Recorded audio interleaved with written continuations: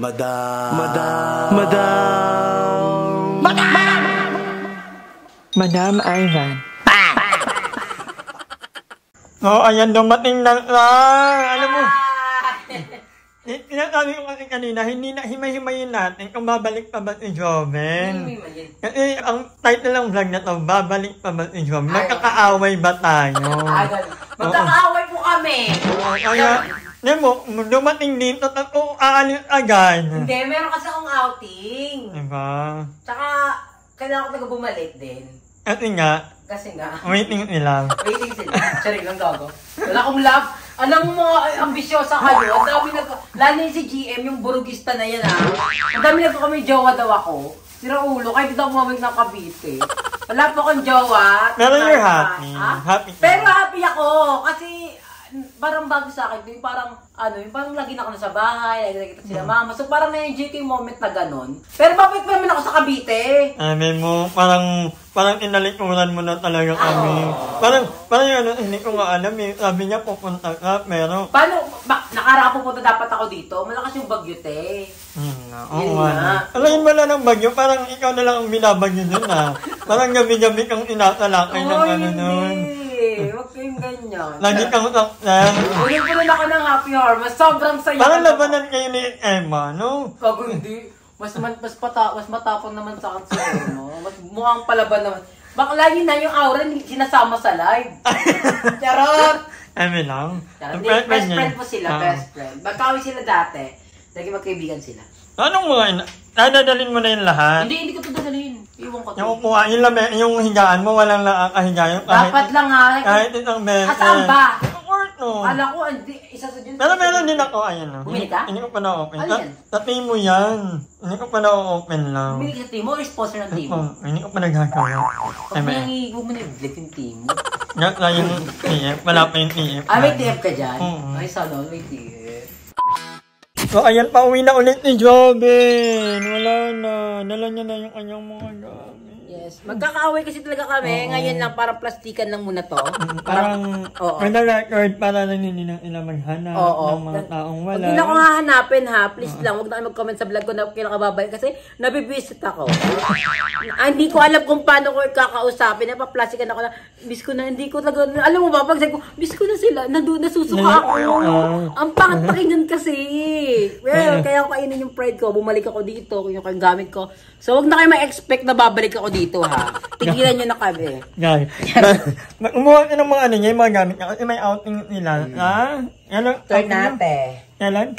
Hindi ko pwede sabihin. Kasi baka ma-jinx na no. Mag-an tayo. Magpupunta ako kay Rahel. Okay na. Tuloy ba? Sino pupunta kay Madam Rahel? Ako na. Alam mo na itong bahay na ito. Matahimik naman sa bahay. Pwede naman. Magulo-gulo. Yun, sige, sama ko dun. Baka kami, mag-bake ulit kami. Hindi ba kasi mo kasi may break ka doon. Hindi ako magdagat. Di ba walang dagat ni? Wala talaga. Pero nag-chat ka. Ayun ba? Arabi niya? Wala. Carry yun din ni Asha yung is niya lang eh. Huwag kayo naniniwala kay Gaben. Wala yun. Ayun. So ngayon ay alam ng madaling araw, ayan, 3 AM, 3:00.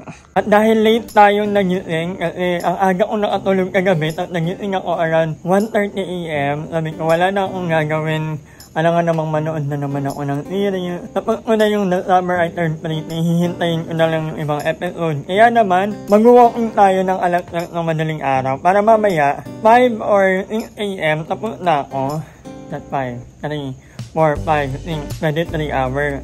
Or 2 hours na. Mag-walking na tayo para mamaya mag-edit na lang ako ng vlog. And then, kung ano pang mga pwede kong gawin today. So, tara, walking tayo. Walang tao-tao. Maganda rin talaga mag-walking ng gantong oras. Walang tao. Pero maliwanag naman kaya. Hindi naman nakakatakot. Ang lamig!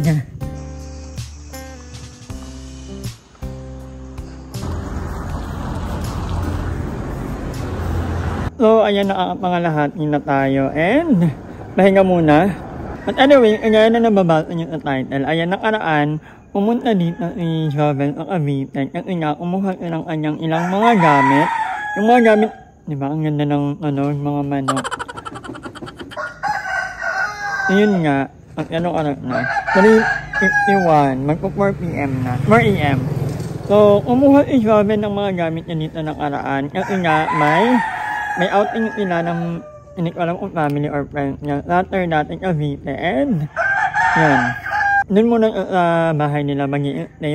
Okay din naman kasi nga nakikita ko na talagang happy talaga si Joven. Kung makikita nyo lang yung mga story niya, yung na-happy ka. And happy ako for her.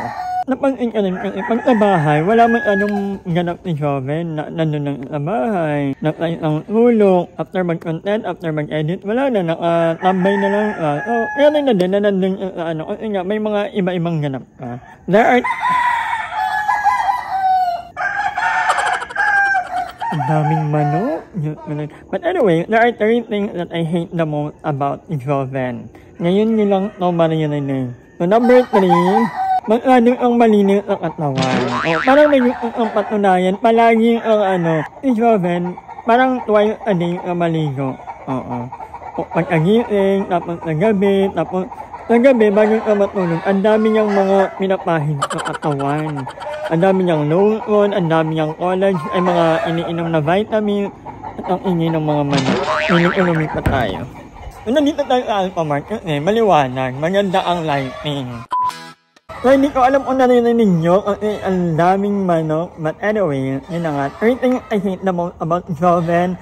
Siguro number 3 is palaging naliligo.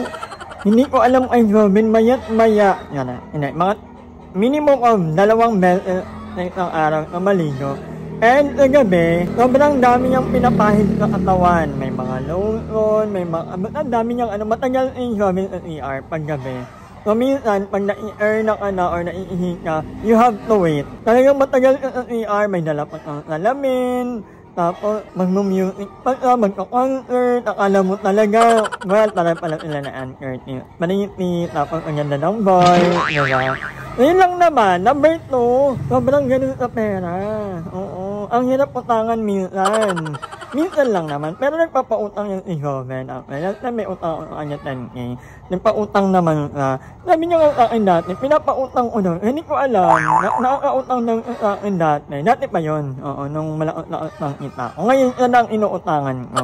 And, yeah, ang galing ni Joven sa pera actually. Ganyan lang yan si Joven, pero kahit hindi siguro mag-vlog yan ng isang taon, mabubuhay yan. Kasi malaki ang pera niya. Ay, baka magalitan tayo.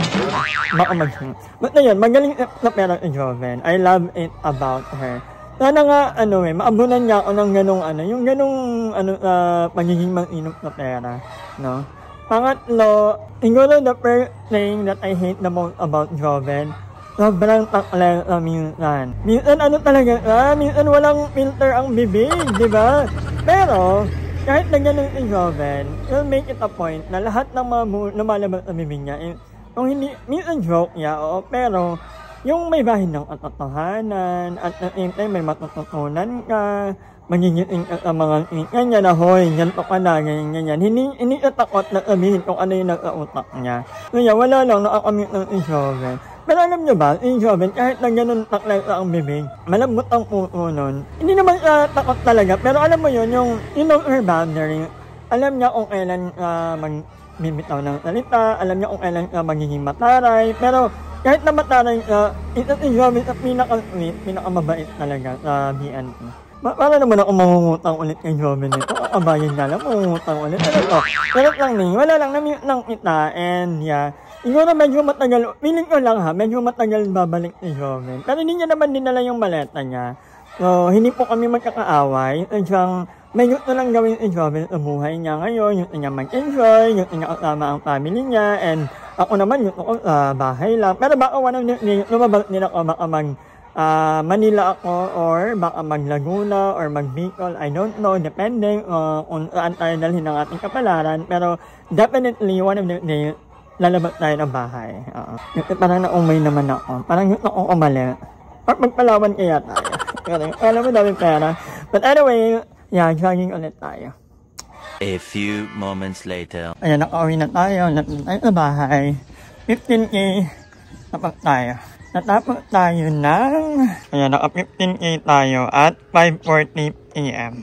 Hi! Maraming salamat sa panonood ng video na to. At kung natuwa ka, please don't forget to like and share this video. Mag-subscribe na rin kayo para bongga na. Yun lang.